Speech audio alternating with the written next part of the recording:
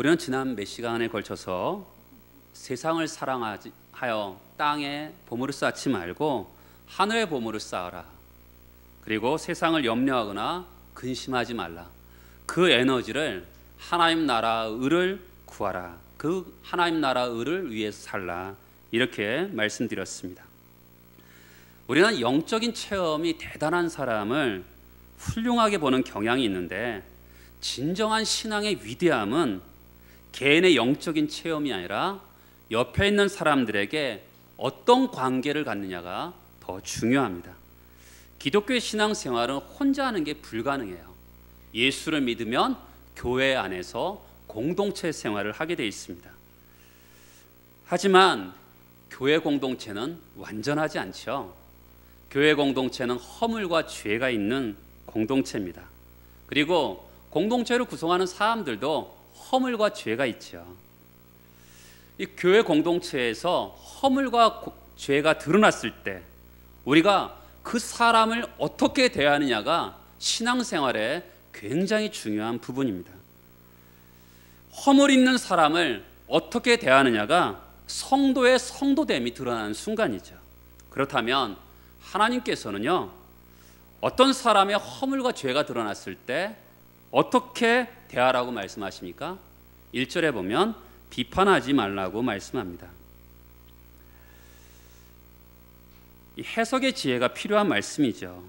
비판하지 말라고 하신 것은 다른 사람의 어떤 행동에 대해서 일체 평가하지 말라는 것은 아니죠. 여러분, 음악 비평이 있지요? 미술 비평이 있습니다. 그리고 문학 비평이 있습니다. 일체의 비평 활동을 하지 말라는 건 아니에요. 그리고 축구 경기에서 심판이 어떤 이것이 옳고 그른 것에 대해서 심판하게 되어 있습니다.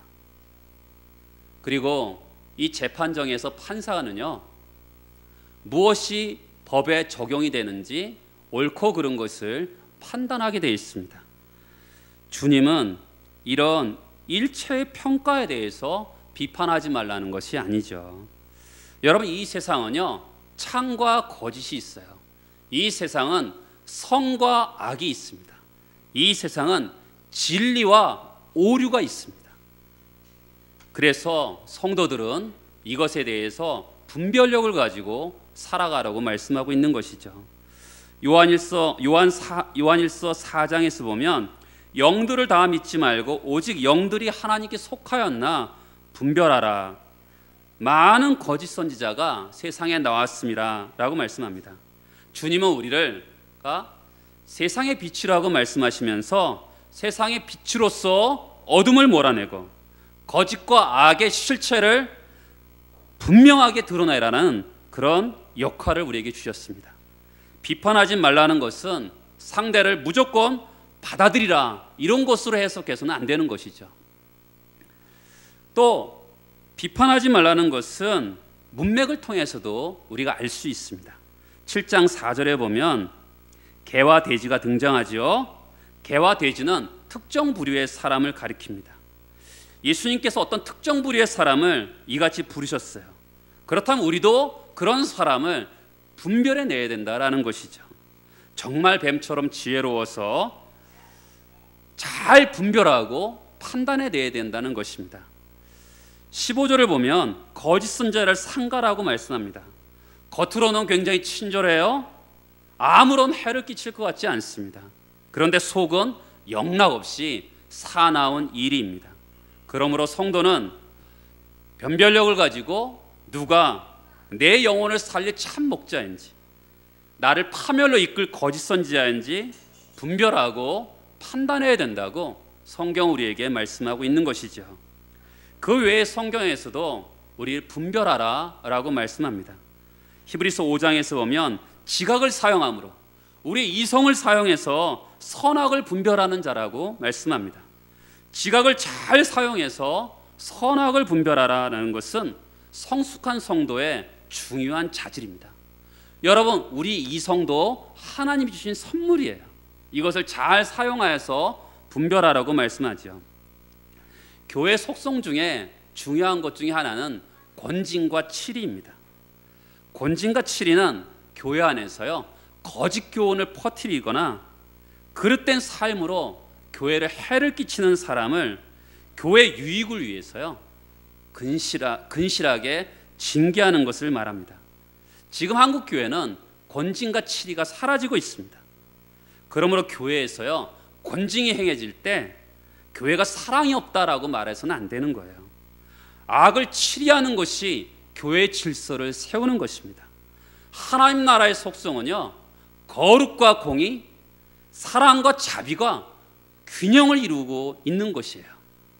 잘못이나 악이 드러났는데 바르게 치리하면서 교회 질서가 와야 되는 것을 막아야 되는 것입니다. 바르게 분별하라 이렇게 말씀하는 거죠. 비판하지 말라는 것은 두 가지로 해석할 수 있어요. 첫 번째는 재판자의 역할을 하지 말라는 것입니다. 인간은 자신의 한계를 넘어서 판단하는 어리석은 경향이 있습니다. 누가 재판장이십니까? 오직 하나님만이 재판장이시죠. 우리의 판단의 범위를 넘어서는 것은 하나님께 맡기는 것입니다. 여러분, 예를 들어서 우리는 공동체 내에서요 어떤 사람의 말에 대해서 드러났잖아요. 말에 대해서 분별할 수가 있죠. 그리고 어떤 사람의 행동에 대해서 우리는 분별할 수가 있습니다. 그런데 그 사람의 행동이나 말을 통해서 이 사람은 성도가 아니야 이렇게 판단해서는 안 되는 것이죠. 그것은 우리의 영역을 넘어서는 것입니다. 여러분, 우리는 드러난 것에 대해서 말과 행동에 대해서는 분별해야 되지만 그 사람의 마음을 판단할 수 있는 능력은 없어요. 그렇죠? 사무엘이 다윗의 집에 갔습니다. 다윗을 왕으로 세우러 갔죠. 근데 하나님이 뭐라 그러십니까? 사람은 외모를 보거니와 하나님은 중심을 본다고 말씀합니다. 사람은요 드러난 말과 행동만 갖고 판단할 수 있는 거예요. 그 사람의 중심을 판단할 수 있는 능력은 없는 것입니다. 그래서 그 내면의 동기까지 우리가 판단할 수는 없는 것이죠. 저 사람은 우리 교회에서 있으나 마나한 사람이야, 아무 소용없는 사람이야, 이래서는 안 되는 거죠. 그것은 하나님의 영역인 것입니다. 어떤 사람의 나쁜 행실에 대해서는 말할 수 있어요. 그러나 그 사람의 중심, 인격을 평가할 수는 없는 것이죠. 우리는 교회 공동체 내에서도 마음에 들지 않으면 그 사람에 대해서 인격 모독이라든지 인신공격을 할 수도 있습니다. 나를 상하게 하는 사람에게 거침없이 말을 쏟아낼 때도 있어요. 근데 여러분, 성도는요 사람의 가치를 평가할 수는 없는 겁니다. 그것은 하나님의 고유 영역이에요. 우리는 하나님이 아니죠. 사람의 가치는 우리의 주인 되시는 하나님만이 평가할 수 있는 것이죠. 로마서 14장에서 보면 남의 하인을 판단하는 넌 누구냐? 그 사람은 하나님의 하인이라는 것이죠. 그 사람의 주인은 하나님이시기 때문에 함부로 그를 판단하려고 해서는 안 된다라는 것입니다.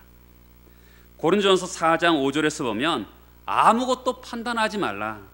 아무것도라는 것은 전부를 뜻하는 것은 아니죠. 그 사람의 말과 행동에 대해서는 우리가 분별할 수가 있는데 그 사람의 속에 있는 것까지 전부를 분별해서는 없다는 것입니다. 예수 그리스도가 오시는 날 완전하게 분별이 되겠지요. 이 땅에 살면서 우리는 넘어서지는 않아야 될 부분이 있다라는 것입니다. 그 사람의 인격까지 싸잡아서 비난하거나 무시해서는 안 된다라는 것이죠.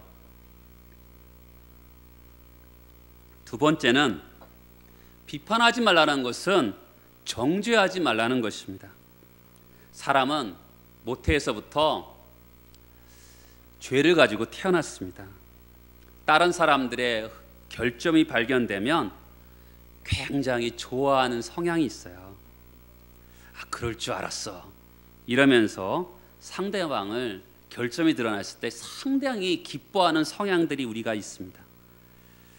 어떤 소문이 나면 아니 땐 굴뚝에 연기 나겠어 하면서 그것에 대해서 막 소문을 퍼뜨리는 경향이 있습니다. 여러분, 우리가 인생을 살아다 보면 아니 땡 굴뚝에 연기 나는 경우도 있죠. 나에게 눈에 들보가 너무 큰데 상대방의 티는 굉장히 작아요. 그런데 너에게 티가 있구나, 이렇게 말하는 것이죠. 대학 선후배라든지 고향 사람들은 후하게 대하는데 원래 감정이 있던 사람들은 조금만 실수해도 비판하는 것입니다. 인터넷 매체의 유명 인사들에 대해서 이 신상 털기가 시작되면 악플이 달리죠. 안타까운 마음이 있습니다. 교회 안에서도 그렇잖아요. 어떤 사람이 어떤 일이 발생한다 그러면 금방 소문이 퍼져서 그 사람이 매장되는 경우가 종종 있어요. 여러분, 인터넷상에서 벌어지는 악플과 비슷한 일이죠. 성도는 그렇게 살아서는 안 되는 것입니다. 그런데 하나님이 비판하지 말라, 하나님 정말 비판을 싫어하시는데 사람들은 왜 비판을 좋아할까요? 그것은 어머니 모태에서 태어난 죄의 현상이 그렇습니다. 어떤 가치관의 왜곡이 있는 거예요. 여러분, 내가 그 사람을 비난하면 어떻게 되죠? 내가 높아지느라는 그런 성향이 있는 것입니다. 예수님께서 가장 책망하신 대상이 누구냐면 바리새인입니다. 바리새인을 예수님이 제일 싫어하셨는데 바리새인의 제일 큰 문제가 뭐예요? 자기는 의롭다 하면서 다른 사람을 멸시하는 겁니다. 그런 바리새인의 마음이 나타난 성경 구절이 있죠. 누가복음 18장에서 보면 바리새인이 서서 따로 기도하여 이르되 하나님이여, 나는 다른 사람들 곧 토색 불이 간음하는 자들과 같지 아니하고 이 세리와도 같지 아니함을 감사하나이다. 신앙이 이토록 타락할 수 있는 거죠. 하나님을 믿는다 하면서 우리 역시 바리새인처럼 왜곡되고 타락할 수가 있는 겁니다. 이 사람의 기쁨과 감사가 뭐예요? 저 죄인 같지 않음을 감사한다고 합니다. 이것은 세상의 종교지요. 기독교는 그렇지 않습니다. 여러분, 예수님이 저 사람 쓸만하네, 그것 때문에 예수님이 십자가에서 죽으셨습니까? 아니죠.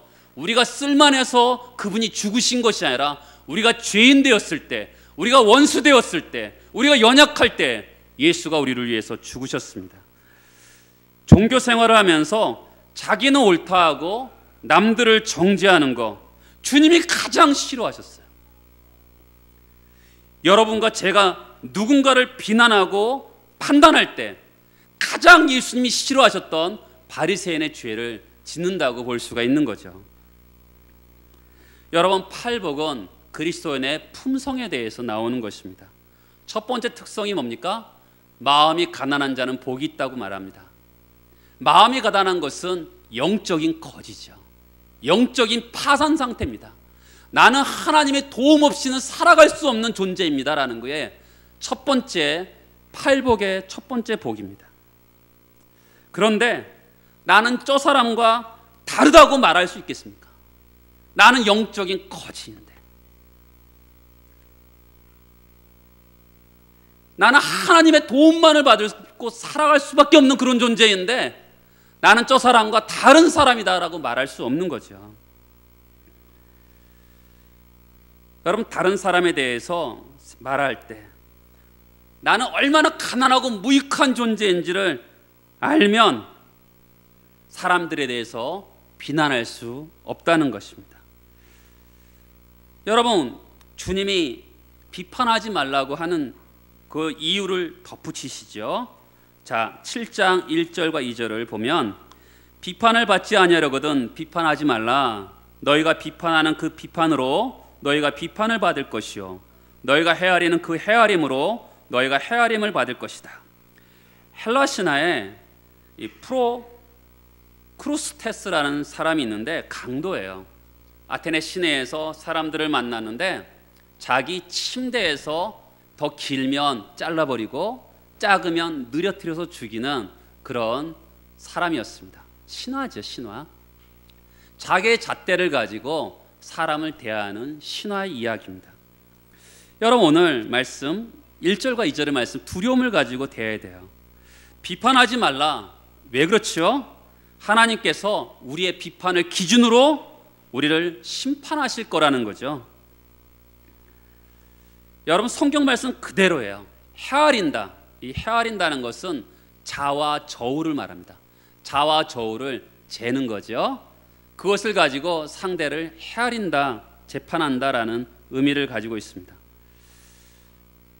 근데 이 주제는 결코 작은 주제는 아닌데 한국 사회에서 사람을 평가하는데 너무 쉽게 하는 경향이 있습니다.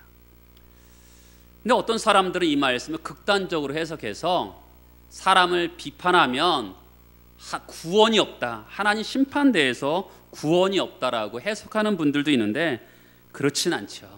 여러분 우리 갈라디아서에 보면 우리의 구원은 우리의 어떤 조건이나 자격이 아니라 예수 그리스도의 은혜와의 대속을 통해서 그것에 대한 우리의 믿음을 통해서 우리가 구원을 받는 거죠. 구원 자체는 잃어버리는 것이 아닙니다.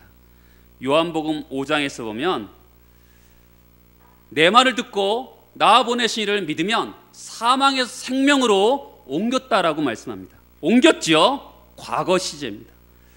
여러분과 제가 예수를 믿으면 생명으로 옮겨지는 겁니다. 사망으로 다시 돌아가는 것이 아니죠.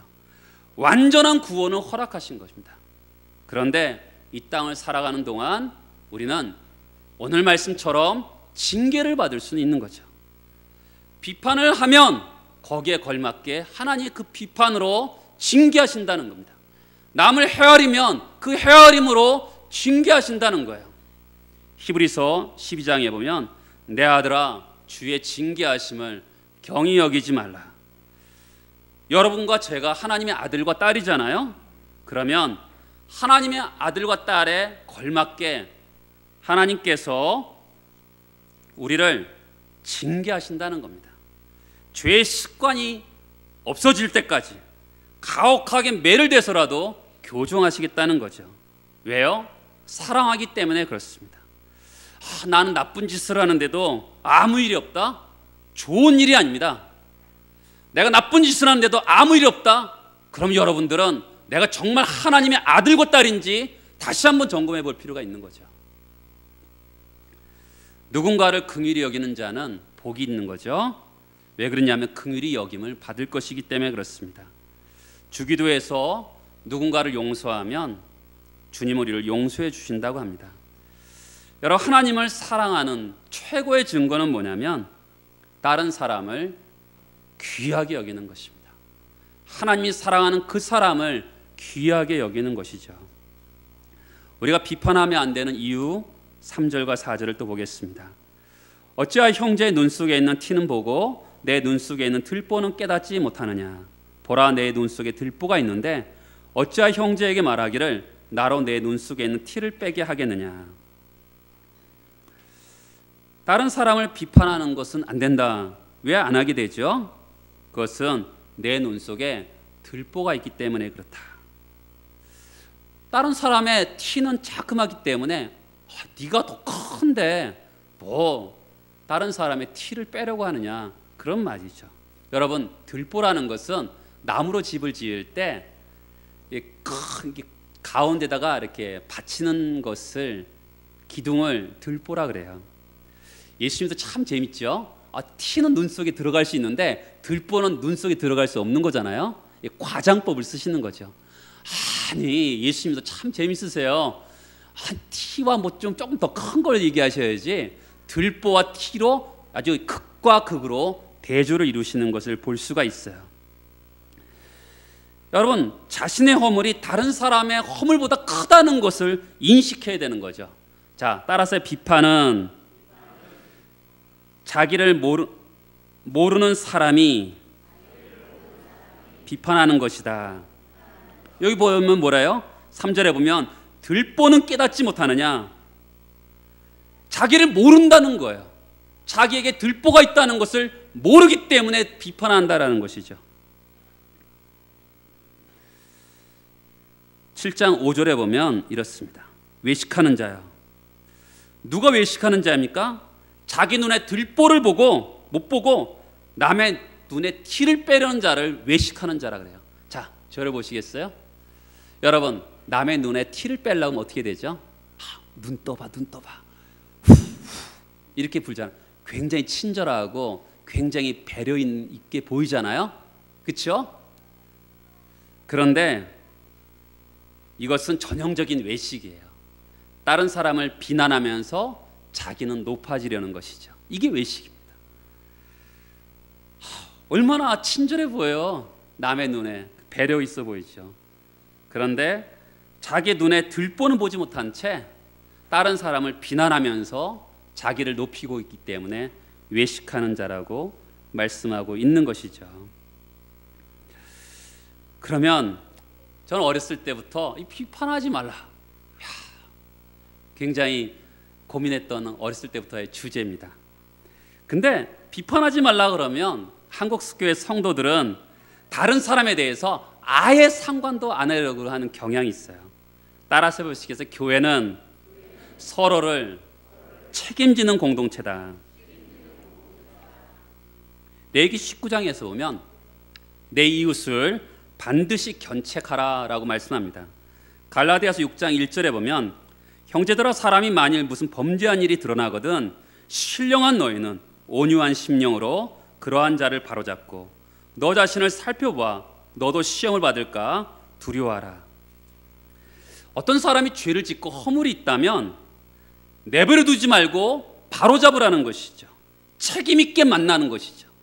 좋고 좋은 게 그게 아니라 그 사람을 바로잡는 것이 교회 공동체의 책임 있는 공동체라는 것입니다. 야고보서 5장 19절에 보면 너희 중에 미혹되어 진리를 떠난 자를 누가 돌아서게 하면 너희가 알 것은 죄인은 미혹된 길에서 돌아서게 하는 자가 그의 영혼을 사망에서 구원할 것이며 허다한 죄를 덮을 것이다.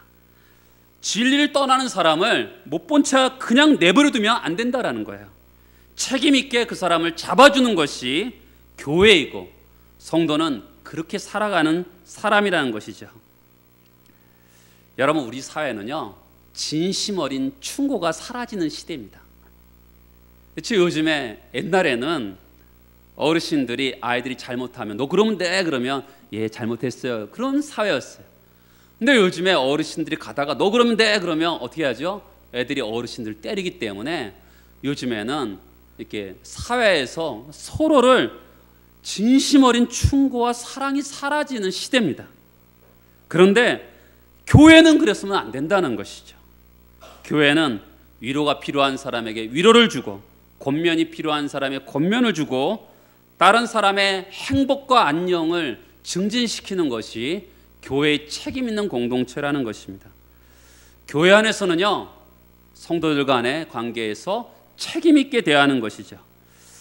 다른 사람들의 어떤 허물과 죄에 대해서 재판관의 역할을 하는 것이 아니라, 그리고 다른 사람들에 대해서 신경도 안 쓰는 무관심한 삶을 살아서는 안 된다라는 거예요. 다시 한번 말씀드리지만 우리의 범위를 넘어서 재판관의 역할을 하면 안 되지만 다른 사람들에게 무관심한 삶을 살아서는 안 된다는 것이죠. 사실 오늘 본문의 핵심은 5절의 말씀입니다. 5절은 먼저 내 눈 속에 들보를 빼어라. 그 후에야 밝히 보고 형제의 눈 속에서 티를 빼어라. 따라서 해보시겠어요? 책임 있는 인간관계를 위해서는 깊은 자기 성찰이 필요하다. 여러분, 책임 있는 인간관계를 위해서 어떻게 해야 되죠? 다른 사람을 섬기기 위해서 먼저 해야 될 일 있죠. 먼저 내 눈 속에 들보를 빼는 일입니다. 다른 사람들의 허물을 바로잡기 위해서는 철저한 자기 비판과 자기 반성이 있어야 되는 거예요. 뭐예요? 교만을 꺾어버리고 회개하는 것이죠. 나는 하나님의 자비와 긍휼이 필요한 존재인 것을 깨닫는 거죠.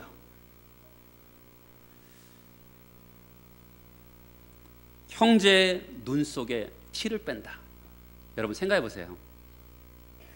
내 눈에 들보를 뺐어요. 먼저 책임 있게 자기 반성을 하고 교만을 꺾었어요. 근데 형제 눈 속에 하려면 티는 여러분 얼마나 하면 망치로 하면 핀셋으로 하면 눈 망가지잖아요. 그러니까 형제의 눈 속에 티를 빼기 위해서는 얼마나 섬세해야 돼요? 그렇죠? 티를 빼다 잘못 빼면 그 사람이 고통을 당할 수도 있어요. 그러니까 굉장히 섬세하고 바른 방식이 필요한 것이죠. 근데 내 눈에 들보를 빼야 다른 사람이 티를 뺄 수 있다는 게 어디서 하나의 예를 들어보면, 어떤 사람이 옆집에 이사를 왔어요.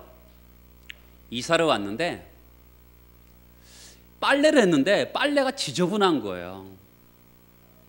너무너무 지저분하고 얼룩지고, 여보, 저 사람 빨래를 잘 못하나 봐. 빨래가 얼룩져. 그러다가 어느 날은 여보, 저 사람 빨래를 제대로 했네. 깨끗해. 남편이 그때, 여보, 우리 집 유리창 닦았어. 그렇죠. 자기 눈에 들보를 빼면 상대방이 티가 보이는 건데 그런 거죠. 여러분, 우리가 상대방이 티를 빼려고 할 때요, 동기는 선하잖아요. 뭔가 고쳐주고 싶은데, 근데 티는 굉장히 섬세해야 돼요. 근데 동기는 선한데 방법이 가혹한 경우가 많습니다. 우리도 그렇잖아요. 동기가 선할 때가 있어요. 저 사람 참 바로잡아주고 싶다. 근데 방법이 가혹해서 망가지는 경우가 더 많습니다. 남의 눈에 티를 뺄 때는요, 굉장히 섬세해야 돼요. 나를 먼저 어떻게 해요? 나의 들보를 완전히 뺀 다음에 어떻게 해요? 밝히 봐야 돼요. 그 다음에 그러면 인내하고 겸손하고 사랑으로 적절한 시점에 적절한 방법으로 상대방의 눈을, 티를 빼야 되죠. 그럴 때 공동체가 건강해지는 것입니다. 여러분, 성경에 아주 유명한 사람 있죠. 아볼로라는 사람입니다. 사도행전에서 보면 아볼로는 성경에 능한 자라고 얘기합니다. 근데 아볼로가 어디서 말씀을 전하는데 요한의 세례만 알더라라고 합니다. 근데 그 자리에서 브리스길라와 아굴라가 있었습니다. 브리스길라와 아굴라가 겸손과 예의를 갖춰서 그를 따로 집으로 데려가서 하나님의 도를 가르쳤습니다. 더 훌륭한 사역자가 되었던 것을 볼 수가 있어요. 여러분, 물론 브리스길라가 아굴라가 요한의 세례를 정할 때 공개적으로, 요한의 세례가 뭐냐, 당신은 잘못 가르칩니다 라고 말할 수도 있었겠죠. 근데 그렇게 하지 않고 개인적으로 겸손과 예의를 갖추고 섬세한 방법으로 그를 가르쳐서 위대한 주의 일꾼을 만드는 것을 볼 수가 있어요. 여러분, 지금까지 우리는 사람의 동기와 그 마음을 판단해서는 안 된다, 정죄해서도 안 된다라고 말씀을 드렸습니다. 그뿐만 아니라 그 사람의 영혼의 유익을 위해서 우리가 온유하고 겸손하고 사랑의 마음으로 부드럽게 교정해야 된다고 말씀을 드렸습니다. 그런데 참 재미있게도요, 주님은 권면하신 다음에 이렇게 말씀합니다. 6절의 말씀입니다. 거룩한 것을 개에게 주지 말며 너희 진주를 돼지 앞에 던지지 말라. 그들이 그것을 발로 밟고 돌이켜 너희를 찢어 상하게 할까 염려하라. 여러분, 내가 나를 돌아봤어요. 자기 들보를 뺐습니다. 자기를 책임 있게 돌아본 다음에 상대의 유익을 위해서 겸손하고 조심스럽게 사랑하고 인내하고 겸손함으로 사랑으로 노력했는데 개 돼지처럼 그것을 깨닫지 못하는 사람이 있다는 것이죠. 진주가 진주인 줄 모르고 그것을 진흙 속에 쳐박고 진주를 주려고 하는 사람을 상하고 찢어버리는 사람이 있다라는 것입니다. 그런 사람들 있죠. 근데 그렇게 하면 어떻게 되죠? 선을 행한 거잖아요. 선을 행하다가 낙심하게 될 때가 생각보다 많습니다. 선을 행하는데 자기를 돌아보고 들보를 빼고 상대의 유익을 위해서 겸손과 온유한 심령으로 권유했는데 듣지 않는, 고집을 꺾지 않는 사람들이 있다는 것입니다. 이럴 때 상처를 받고 뒤로 물러서는 안 된다는 것이죠. 꾸준히 자신을 돌아보고 인내하고 겸손해서 사랑으로 책임감 있게 책임감 있는 공동체가 되어야 된다는 것입니다. 여러분, 주님이 몸을 찢기시면서 물과 피를 쏟으시면서 사랑과 사회를 허물어서 우리를 한 몸 되게 하셨습니다. 한 몸 공동체가 되게 하셨어요. 우리 몸이 여러 개가 아니죠. 하나인 것처럼 교회 공동체도 서로를 책임지는 그런 공동체입니다.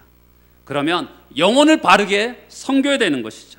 선을 행하다가 절대로 낙심해서 뒤로 물러가는 것이 아니라 주님이 원하시는 방식으로 끝까지 온유하고 겸손하고 사랑하면서 그 일을 감당할 때 놀라운 변화가 있고 영적으로 성숙하는 귀한 공동체가 만들어가기를 축복합니다. 같이 일어나서 기도하시겠습니다.